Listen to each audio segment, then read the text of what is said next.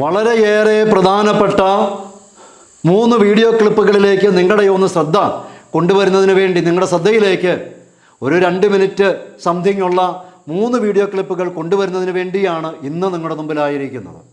2 ക്ലിപ്പുകൾ UAE ഭരണാധികാരികളുടെയും ഒന്ന് Saudi ഭരണാധികാരിയുടെയുമാണ്. അതിലേക്ക് വരുന്നതിന് മുൻപ് ചെറിയൊരു കാര്യം MM അക്ബറും സാക്കിർ നായിക്കും മുഹമ്മദ് ഇസയും അടങ്ങുന്ന അന്യമത വിമർശകരോടൊന്ന് പറയട്ടെ. പൊളിറ്റിക്കൽ ഇസ്ലാമിനെ ന്യായീകരിക്കാൻ നടക്കുന്ന പൊളിറ്റിക്കൽ ഇസ്ലാം റിലീജിയനാണ് എന്ന്, ഒരു മതമാണെന്ന് വരുത്തി തീർക്കുവാൻ നടക്കുന്ന എല്ലാവരോടുമായിട്ട് പറയട്ടെ, നിങ്ങൾ ഈ അന്യമത വിമർശനം നടത്തുന്ന നേരം, ക്രൈസ്തവരടക്കമുള്ളവരെ ബഹുദൈവാരാധകരെന്ന് വിളിക്കുന്ന നേരം, ഈ ഇസ്ലാം പിറന്നു വീണ മണ്ണിലെ അധികാരികൾ മുഹമ്മദ് ഇസീനോ MM അക്ബറിനെയോ സാക്കിർ നായിക്കിനെ പോലെയോ ഇസ്ലാം കണ്ടും കേട്ടും പഠിച്ചവരല്ല. കൃത്യമായും അതിൻ്റെ സോഴ്സിൽ നിന്ന് പഠിച്ചവരാണ് UAEയുടെ ഭരണാധികാരികളും സൗദിയുടെ ഭരണാധികാരികളും. അവർ ഏറ്റവും ആധികാരികമായി ഇസ്ലാമിനെ എങ്ങനെയാണ് കാണുന്നതെന്നും എങ്ങനെയാണ് ഇസ്ലാമിനെ ആക്കി തീർക്കാൻ ശ്രമിക്കുന്നതെന്നും നിങ്ങൾ അവരിൽ നിന്നൊന്ന് കേട്ടുപഠിക്കുന്നതായിരിക്കും.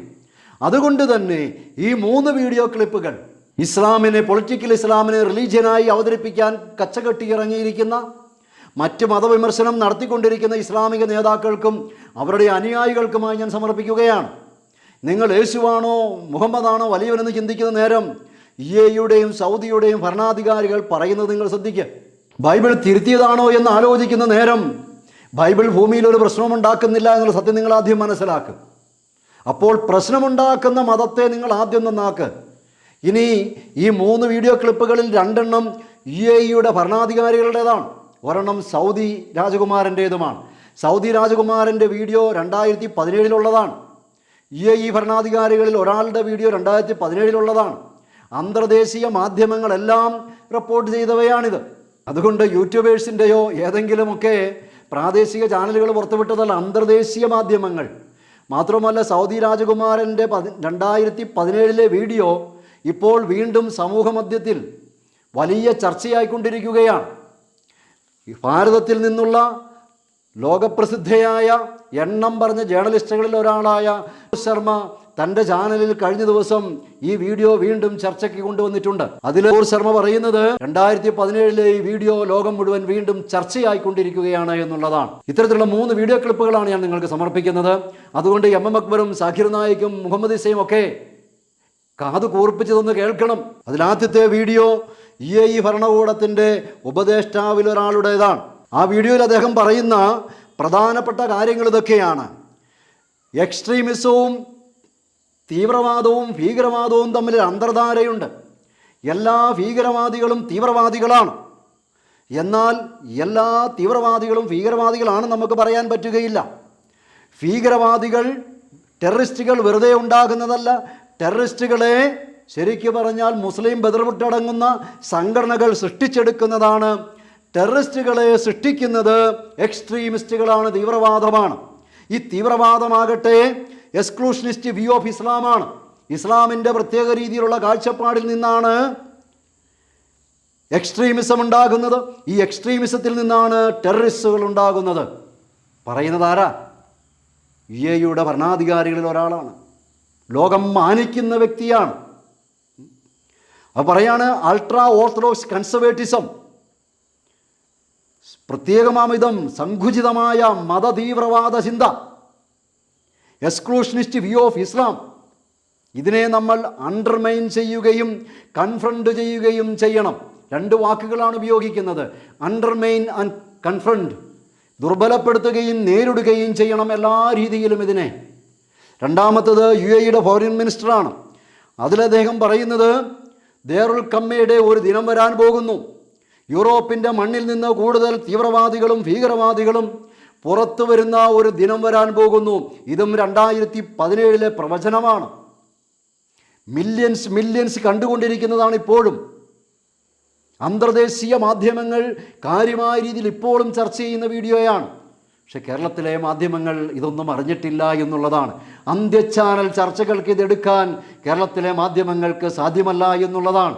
അതിൽ പറയാണ്, കൂടുതൽ ഭീകരവാദികളും തീവ്രവാദികളും യൂറോപ്പിൽ നിന്ന് പുറത്തു വരും. കാരണമായിട്ട് അദ്ദേഹം പറയുന്നത് 3 കാര്യങ്ങളാണ്.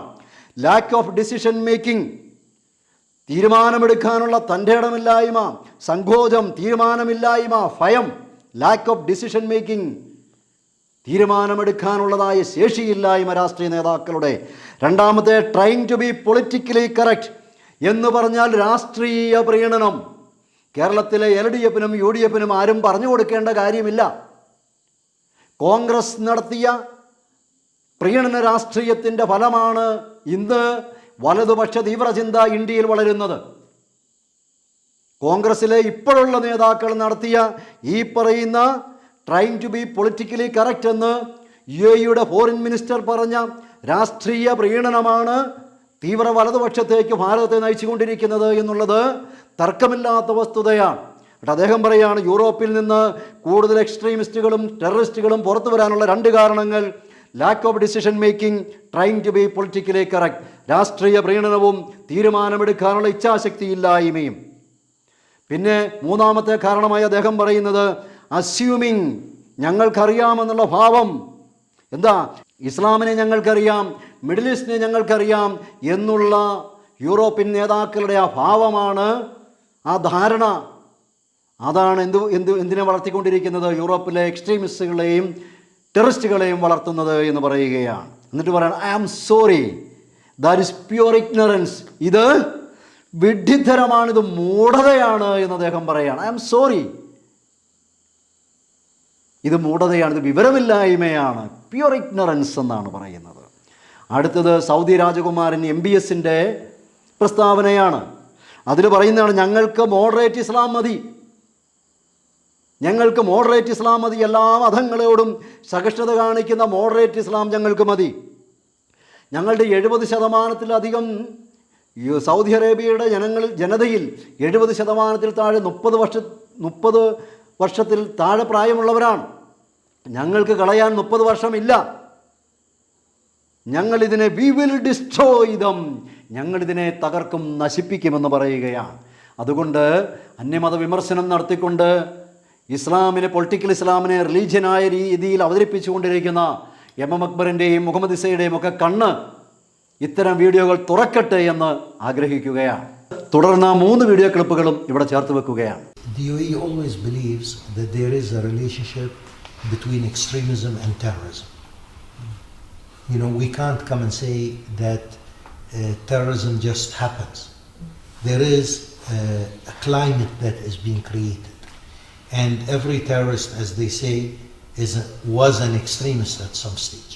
Perhaps not every extremist becomes a terrorist, but every terrorist was an extremist at some stage. So we feel there is a relationship. We feel that there is a conveyor belt relationship in many sense. So clearly, that's the first thing that we have to face. Number one is to say that there is this relationship. So clearly, what we need to do in the fight against terrorism, we need to undermine and to confront the extremist thoughts also, in various ways, in how they deal with women, in how they try and present what I would call an exclusionist view of Islam, the way that they want to impose, you know, what I would say this ultra-orthodox conservatism on society. All these things are basically, in our assessment, are basically in terms of rejecting openness on the world. All of these things, in our opinion, are basically a foundation that feeds into extremism, I think, into terrorism. That's number one. So clearly, from our view, we feel many groups, such as the Muslim Brotherhood, as responsible for creating the conditions for terrorism to be justified.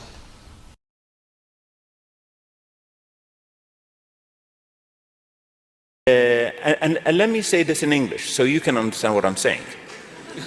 I have translation. No, I know you have translation, but I just want to make sure you get it right.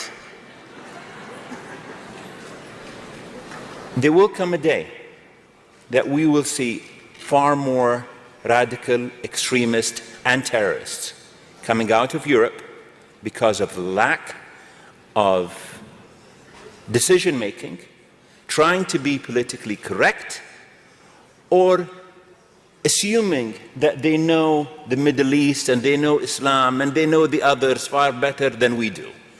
And I'm sorry, but that's pure ignorance. We only want to go back to what we were, the moderate Islam that is open to the world, open to all the religions. 70% of the Saudi people are less than 30 years old.